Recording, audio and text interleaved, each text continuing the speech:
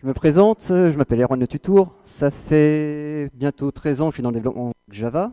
Si je suis ici devant vous aujourd'hui, c'est pour vous parler de Chaos Engineering, et plus particulièrement de Chaos Monkey, mais adapté à Spring Boot. Donc le Chaos Engineering, à la base, qu'est-ce que c'est?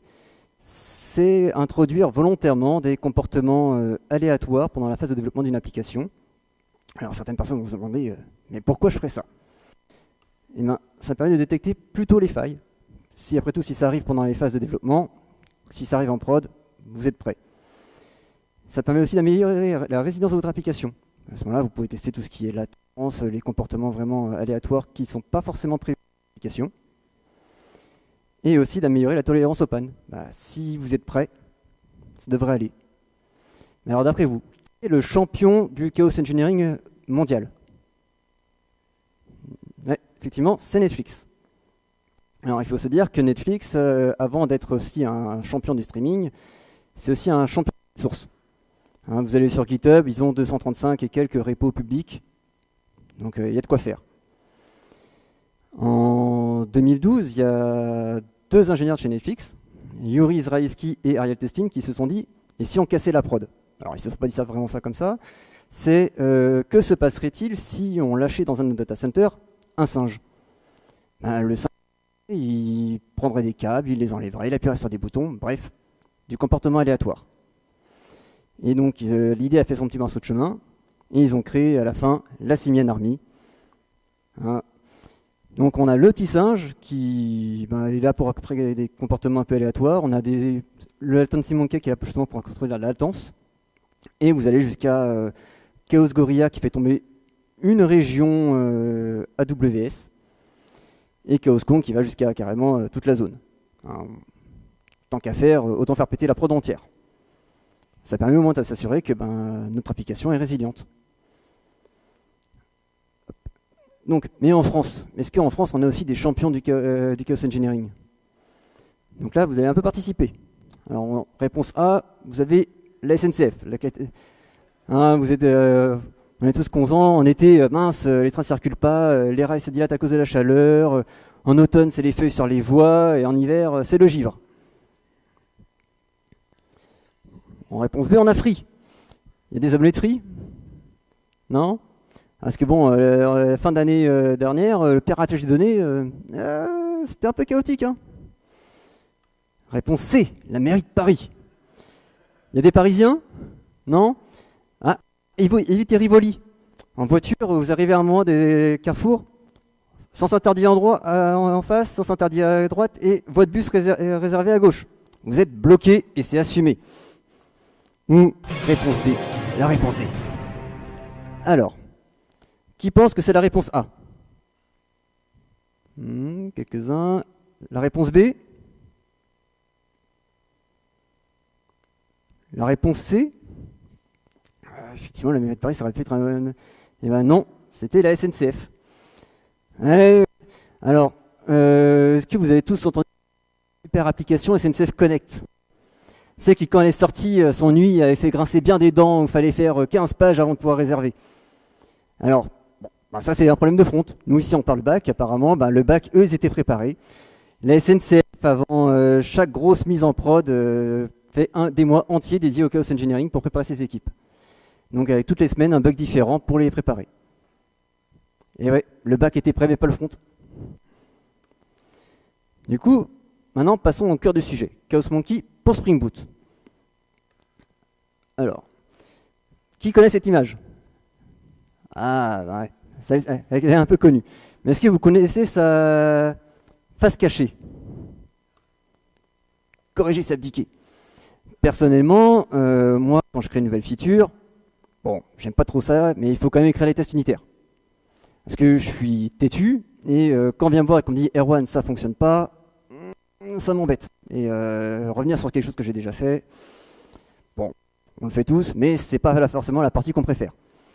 Donc plutôt que de corriger, je préfère déjà bien tester, parce que finalement, je préfère écouter de moi. Alors, Chaos Monkey pour Spring Boot, c'est un projet qui est open source, qui est édité par CodeCentric. Est-ce que vous connaissez Spring Boot Admin? Quelques-uns. C'est le même éditeur. Donc, comme c'est un projet open source, je suppose qu'on utilise tous de l'open source ici, plus ou moins différentes échelles. Donc si jamais vous avez des soucis, vous pouvez contribuer aussi. C'est le gros point fort. Et l'installation, c'est rapide. Vous avez juste besoin de mettre une dépendance dans votre pomme. Alors là, c'était la 3.1.2, ils ont sorti la 4.0 la semaine dernière, qui est compatible Spring Boot 4. Ça y est, on peut casser nos applications Spring Boot 4. Jusqu'à présent, ce n'était pas encore le cas. Ensuite, moi, je conseille aussi de rajouter les actuators et l'UI de Swagger. Je vais vous expliquer pourquoi juste après. Donc, il faut savoir que Spring Boot utilise des profils pour savoir comment démarrer. Donc, pour démarrer avec votre application avec Chaos Monkey, on va mettre le profil adéquat. Ce qui fait que quand votre application démarrera, en plus de la bannière Spring Boot, vous aurez une petite bannière qui vous indiquera que ça y est, vous allez pouvoir commencer à vous amuser un peu. Et ce que je disais tout à l'heure justement pour les actuators et la Swagger UI, c'est parce que pour pouvoir interagir avec votre Monkey, soit vous pouvez passer par Artise, soit vous pouvez le faire directement via les actuators. Et donc, si on les a et qu'on peut intervenir facilement avec les Swagger, c'est plus simple. Parce que globalement, c'est des API, vous les appelez, pas besoin de redémarrer votre application à chaque fois que vous voulez changer quelque chose. Maintenant qu'on a installé notre petit singe, il faut lui dire, voilà, moi je veux que tu surveilles tel ou tel composant. Donc pour ça, Chaos Monkey se base sur Spring AOP. Il va aller regarder ce que vous avez au niveau des annotations, et une petite requête suffit à les mettre à jour.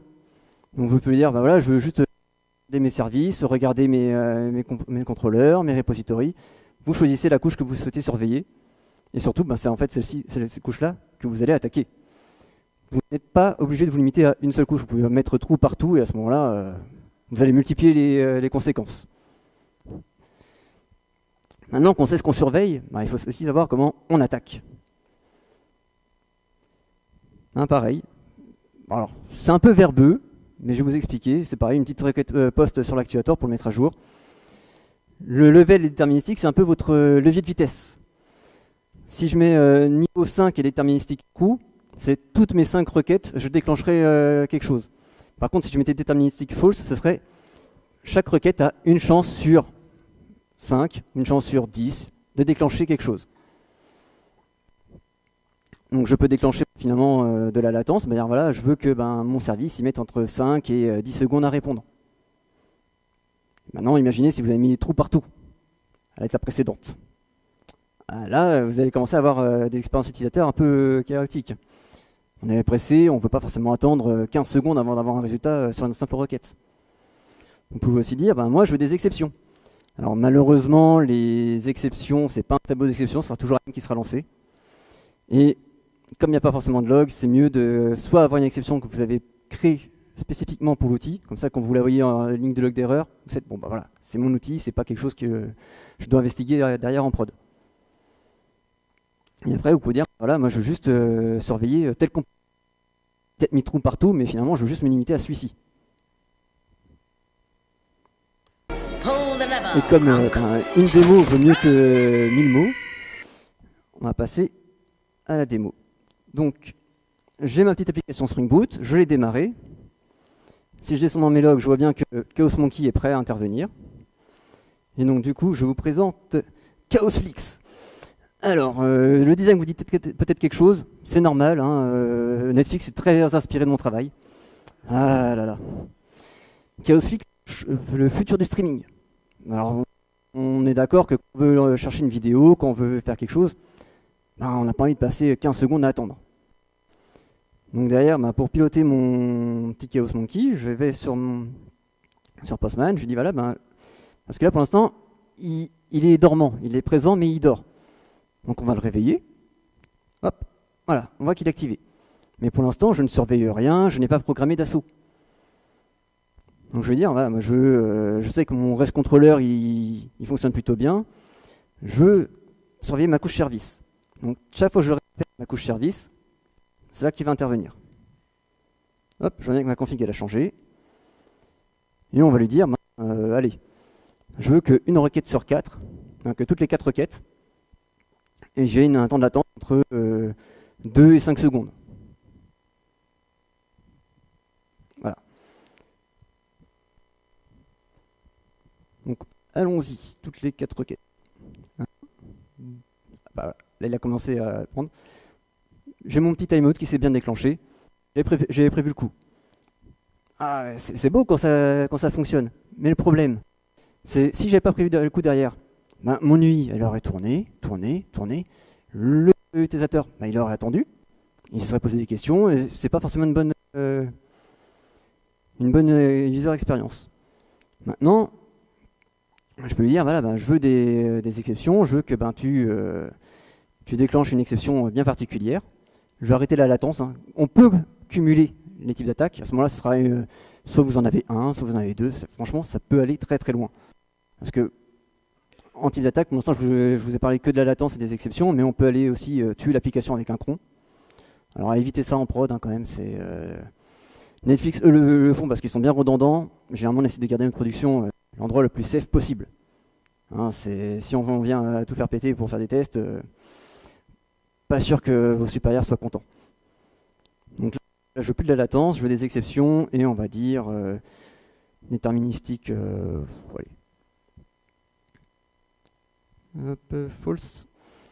Comme ça, on aura une chance sur 4 à chaque requête de déclencher quelque chose. Alors voyons voir, on va aller voir, j'ai quoi en news et populaire. Ah ben, voilà, j'avais une chance sur 4 et finalement, dès le premier coup, ça a fonctionné. Banco. Et là, on voit que ben, finalement, j'avais pas ma page d'erreur qui était prête, j'ai une réponse JSON. Quand tu appelles une API, c'est bien. Plus ça, on respecte les normes Spring Boot avec Problem Details. Quand tu as une IHM, ça coince un peu. Bon alors, effectivement, utiliser du chaos engineering juste pour tester ce genre de cas, c'est un peu prendre l'enclume pour enfoncer un clou. C'est efficace, mais c'est surdimensionné. Mais ça, je peux vous dire aussi, je peux combiner mon chaos engineering avec les tests de charge. Vous mettez en mode aléatoire, hein, une chance sur 100, 10, 1000, déclenchez quelque chose, vous lancez vos tests de charge et vous regardez comment votre application fonctionne. Ça vous permet finalement de dire, voilà, est-ce que j'ai tout prévu?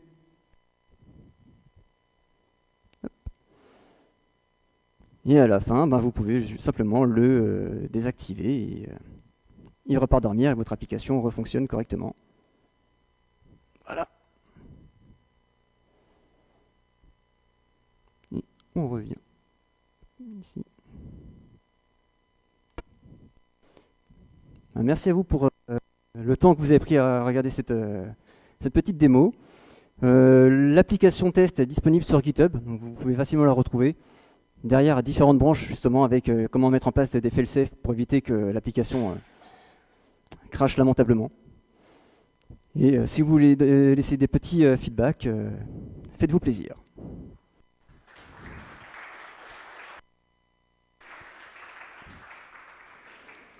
Il nous reste environ 1 minute pour des questions, donc est-ce que vous en avez? Oui.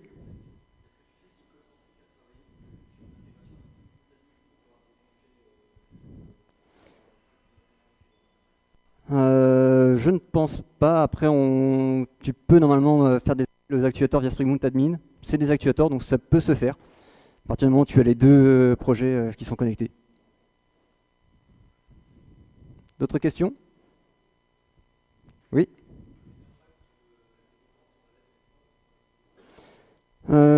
Théoriquement, ta dépendance, elle dépend de ton profil.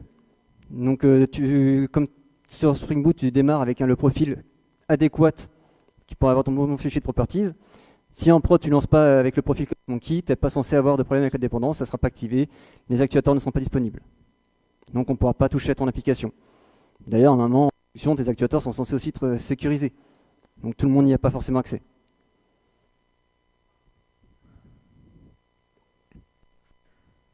Pas d'autres questions?